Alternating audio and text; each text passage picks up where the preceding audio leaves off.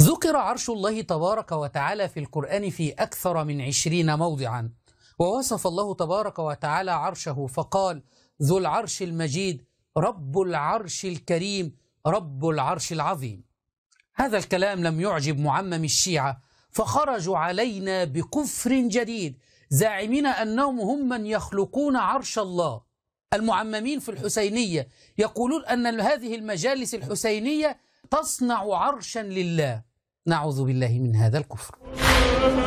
الحسين يصنع هذه القلوب، هاي مجالسكم تصنع هذه القلوب.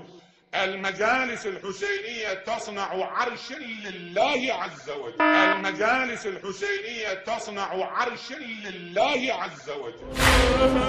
اللهم إنا نبرأ إليك من هذه العقيدة الوثنية، ونسألك بأسمائك الحسنى أن تنير بصيرتهم إلى التوحيد.